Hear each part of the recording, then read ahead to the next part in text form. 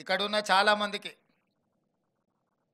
మేమేం అంశాలు ప్రస్తావించినా ప్రస్తావించకపోయినా fee reimbursement విషయంలో ఈ ప్రభుత్వం విధానం ఏందని మీ మనసులో ఎక్కడో ఉన్నట్టుగా మీ మొహాలు చూస్తుంటే నాకు బాగా అనిపిస్తుంది. కారు ఎంత గొప్పదైనా అందులో ఇంధనం లేకుంటే అది షెడ్లోనే ఉంటుందని ఇంజనీర్లుగా మీకు అందరికి బాగా తెలుసు.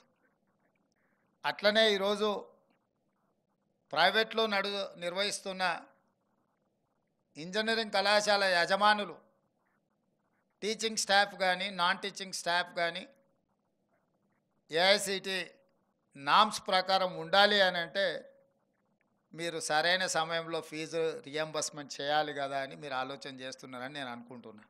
మొట్టమొదటి దేశంలో ఫీ రియంబర్స్మెంట్ పథకాన్ని ప్రవేశపెట్టిందే కాంగ్రెస్ పార్టీ.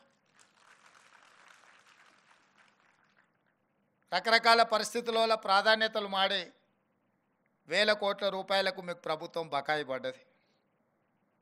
ఇప్పుడు అవి మొండి బకాయిలుగా మారి వన్ టైం సెటిల్మెంట్కి వచ్చే పరిస్థితి వచ్చింది. మీరు అందరు కలిసి ఓటీఎస్ కింద ఏమన్నా ప్రతిపాదన ఇస్తే మా శ్రీధర్ బాబు గారు ఆర్థిక మంత్రి వారికి అత్యంత సన్నిహితుడు, ఏదైనా మాట్లాడి మరి మీ సమస్యకి ఏమైనా పరిష్కారం చూపిస్తాడని నేను వారికి భావిస్తున్నా. మీ అందరి తరఫున ఆ బాధ్యతను శ్రీధర్ బాబు గారికి నేను అప్పచెప్తున్నా. అదేవిధంగా మీ మొండి బకాయిలు ఒక భాగం అయితే ఈ అకాడమిక్ ఇయర్ నుంచి ఏదైతే మీరు విద్యార్థులను చేర్చుకుంటున్నారో ఆన్ టైం పేమెంట్ చేయించాలనే పట్టుదలతోని మా ఆర్థిక శాఖకు నేను ఆదేశాలు ఇస్తా.